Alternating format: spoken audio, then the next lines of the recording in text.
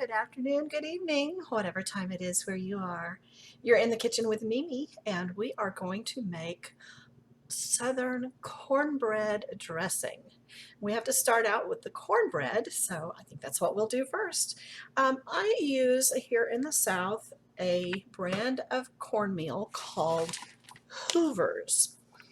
Hoover's cornmeal, fine sifted, the original old-fashioned country watered ground style white cornmeal, manufactured by Hoover's Mill.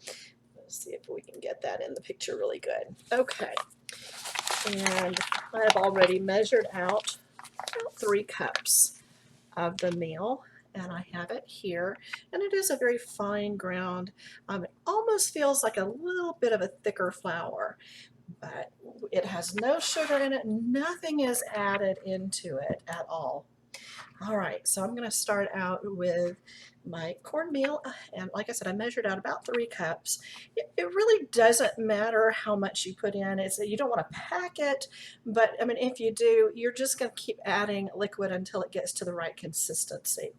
Okay, so the next thing that we're going to add are 3 eggs. So we did 3 cups and 3 eggs. Now this will be slightly different from the cornbread that you normally do. We start with a cornbread base. It'll be slightly different, but close enough. And I'm going to make just kind of like a little well here in the middle to hold this together. There we go. Okay. There's 1 egg there. Beautiful yellow yolk.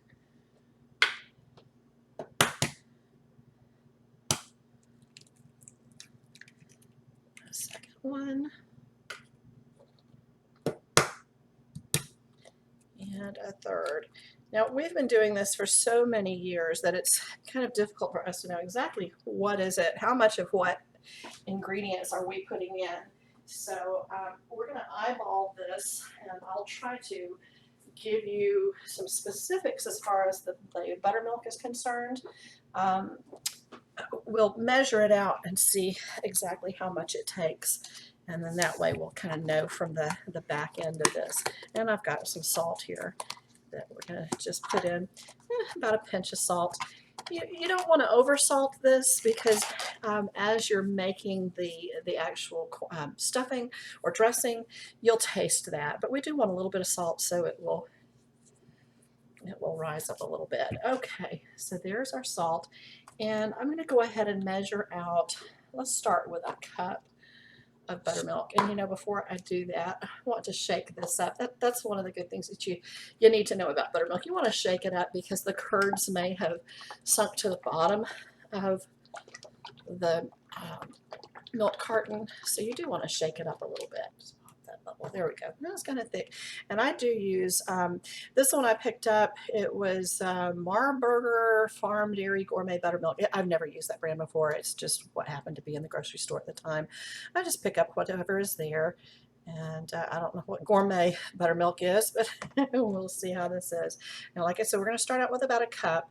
And I'm just going to pour probably about half a cup of that in and start with the mixing. And I normally don't put that right on the counter, but I didn't bring anything in. Oh well, okay, and that is going to take quite a bit more. Get those eggs involved in there. I'm going to go ahead and pour that full cup in. This is really thick buttermilk too.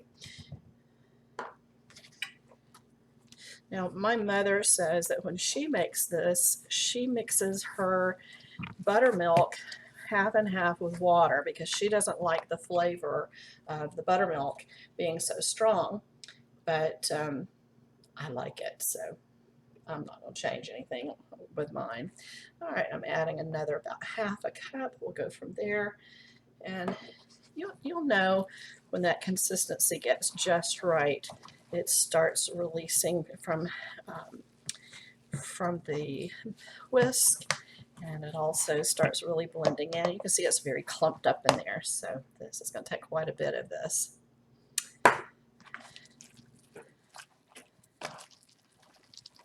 Here we go. It's starting to release a little bit. So that's a full 2 cups that I've put in with this 3 cups of cornmeal and the 3 eggs.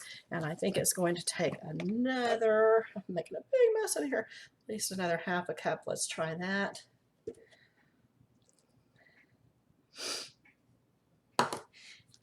Now, if you are using like a low-fat buttermilk, it may take less because that's not going to be as thick. And you can use that, but this one I just went with a full-fat buttermilk. But they do make a lower-fat version of it.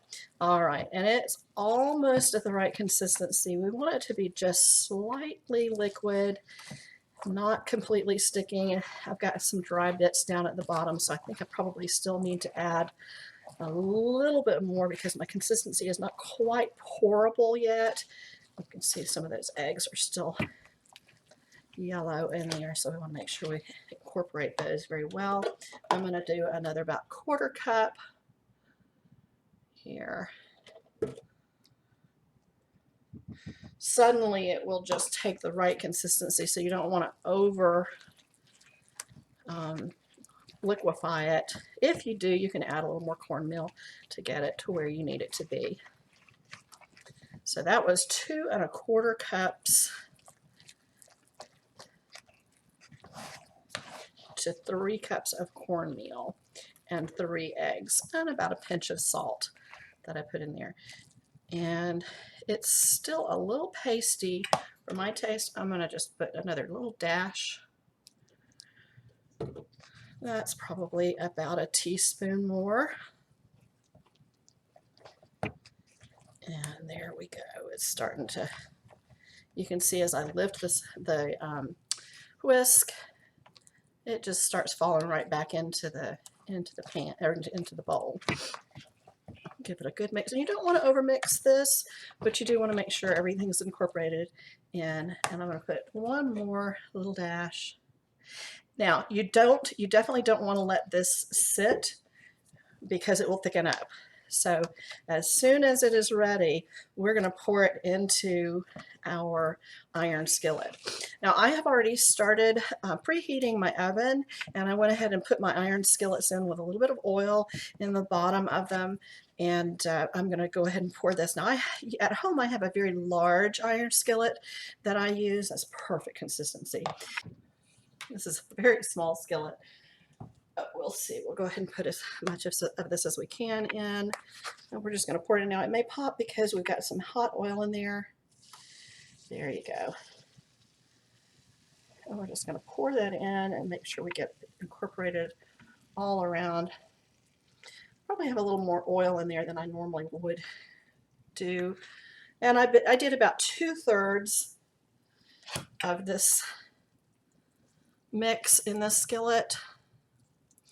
Like I said, this is a rather small skillet, and it's okay if that oil comes up on top. As a matter of fact, my grandmother always poured a little oil on the top of her skillet, on top of her cornbread, to make sure that it came out crusty and brown, and that's okay for us to do this. Now I'm going to put this one in the oven, and then my oven is set to 425. I'm going to put this in and bring out the smaller skillet and see how we go from there. And we'll pour the rest of this batter into this skillet. Normally this makes one large skillet full of cornbread. You can do it as thick as you want. It's just going to take longer to cook the thicker it is. There we go.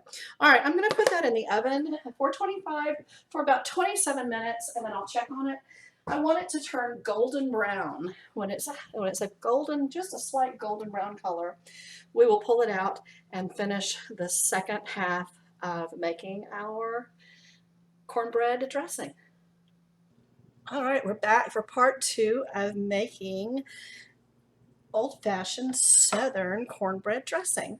So I just pulled the cornbread out of the oven, and what you need to know about this is that you immediately need to start working with it. Don't let it cool at all. If you allow it to cool, it will be next to impossible to work with. Now, sometimes I do this in a large bowl, but I didn't have one accessible to me today. So we're going to do this in just in a flat pan, and all I'm going to do is take this dressing and dump it out of the pan out of the frying pan over into my working dish. And then I've had some chicken broth. You can use chicken broth or turkey broth or vegetable broth or whatever broth you like. I've had it boiling, and I'm going to immediately start putting in, and this is hot, hot. We're going to immediately start putting it over this cornbread dressing, and we're also going, or cornbread, and we're also going to add some onion to it. I have chopped up about 3/4 of a large onion. It was very large, so I didn't feel like I needed to use the whole thing, but we're going to use, it's probably about 1.5 cups of onion. And I'm going to start immediately working this cornbread. And I do have a little bit more cornbread in the oven. It's not quite finished up. I had it on 2 racks, but we're just mashing this up so that we can incorporate the onions and we can incorporate the broth, the liquid in it. And I'm going to keep adding broth to it. And it's going to take quite a bit of broth to get this going. I'm going to keep an eye on that other cornbread because we'll want to add that too to this. Now normally when I get this all incorporated, I will put it back in my iron skillet and bake it. But today, because we're doing some Instant Pot cooking, I wanted to try this out in the Instant Pot and see if we can make it turn out as good as the cornbread dressing that I always do. So one of the nice things about having an Instant Pot is that you can use your Instant Pot to free up your stove, your oven. I mean, it's just such a wonderful tool to have. All right, and I'm getting that good and incorporated. We want to make sure we don't have any large lumps in it. You just really want to mash it up, mash it up, mash it up. And I'm going to go ahead and get that other cornbread out and add it to this top. I don't always incorporate that oil in it, but it's not going to hurt anything to do that. Most of the time I don't have that much oil in the pan, but these are kind of new pans, so it took a bit more to get them to season up. So let's add some more broth. And each one of these is probably about 1/2 cup. I've kind of lost count of how many I've put in, but you want to get it kind of soupy actually, because that cornbread will just soak that up. And you saw the color of my cornbread. It did cook for about 27 minutes, maybe a little longer. I had 2 racks going, so I had to switch the racks, but just keep an eye on it. I did it at 425. I have a new oven that I'm using, and I think I probably could have done it at 400, maybe even 375. It's just according to how long you want it to go. And that beeper that you just heard was letting me know that my turkey is done. We've been doing turkey in the Instant Pot today too. So it's been resting with a natural pressure release for 10 minutes. And that's done. We'll get to that in just a moment. Okay, now one other thing that we want to add in here, it is a little dry, so we're going to put some more liquid in. One other thing I want to add in is some pepper and some salt. Now this is obviously going to be to your taste, what you want it to taste like. So I advise you to get a spoon, get a fork, a couple of them, and start adding your seasonings and taste it a little bit along as you go to see what it tastes like and see if it's at a good taste for you. I did use a low sodium chicken broth at this time because I'm finding anymore it seems like the regular sodium or the regular chicken broth is just a little too salty for me. And I just have some black peppercorns in a grinder that I got from Sam's. I'm just gonna, I like it quite a bit. This is something that my mother and I disagree about. She doesn't like any pepper. My grandmother liked so much pepper you could hardly stand it. And I like somewhere in between those two, maybe leaning a little bit towards my grandmother's taste of a lot of pepper. So you just put it in and mix it up.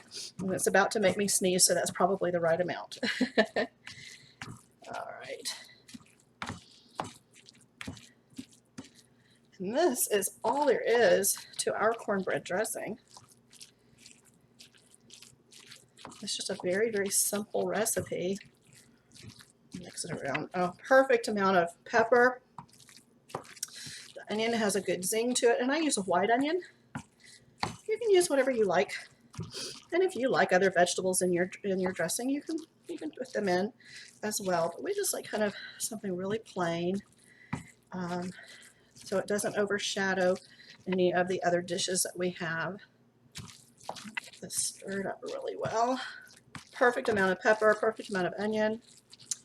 All right, I have a beautiful little souffle dish.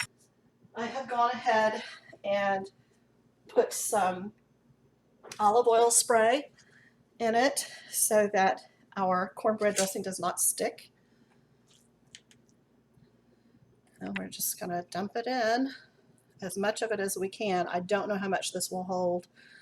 Normally we do quite a thin layer of this in our skillet, in our iron skillets, and I may actually wind up doing some of this in an iron skillet because we may have too much to go in this souffle dish.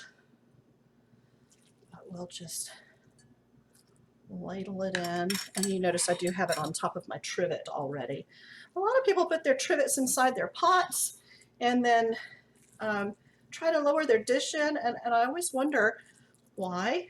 Why don't you put it on the trivet and then lower it in? So that's what I do. So that's just my little expert pro tip there. We've made in one of our classes, we made a beautiful corn casserole that I've always done in a smaller, or not smaller, but flatter dish, but I did it in this souffle dish. It was absolutely wonderful. So I'm encouraged with trying this out in the Instant Pot to see how it's going to turn out, and then you know, we'll see. If it's lousy, we'll just stick it over in the oven in a skillet and see from there. But it never hurts to try. And I am going to go ahead and get this pretty full because I want to see. This is a test, and I want to see how this works out. So we're doing pretty well here. This is a nice deep souffle dish, so I can put quite a bit of this in. And I'll probably put one in a small skillet. As a matter of fact, let me go ahead and get that small skillet over here. We don't want to.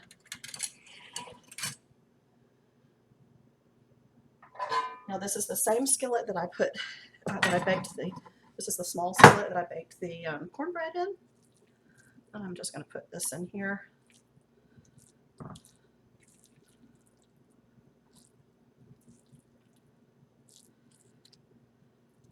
You don't even have to wash it. You just put it right in there and cook it.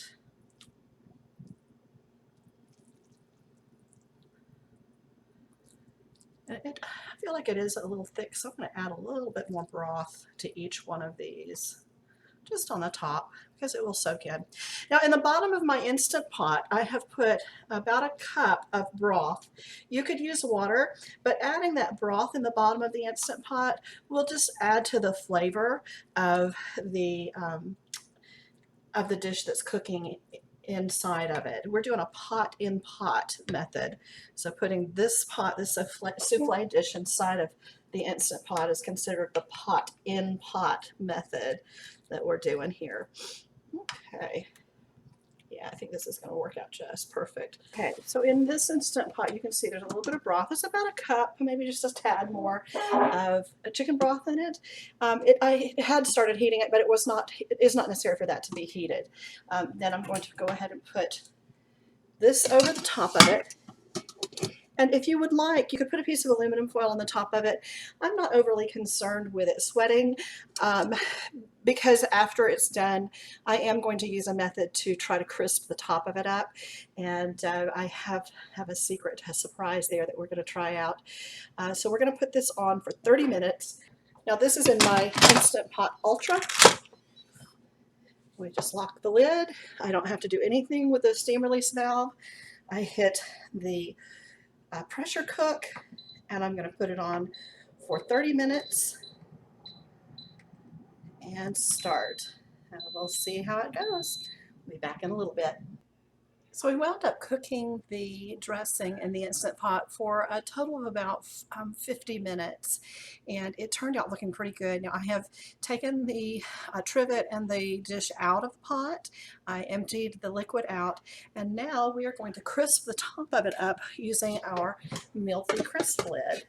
And we have unplugged the pot, and this is on. We're going to set it to let's do it at 425. That's about the same temperature that we would cook it if we cooked it in the oven. And we'll go ahead and set it time. We'll say for 30 minutes, and we'll check it every 10 minutes and see how it's doing. So we press the start button, and it lights up, and it starts cooking. And I'll check back with you in about 10 minutes. We'll see how it's doing. So here's the final result with the dressing after we've let it crisp up a little bit with the CrispLid. It looks a lot better in person. It's really evenly browned, so I'm very happy with the result.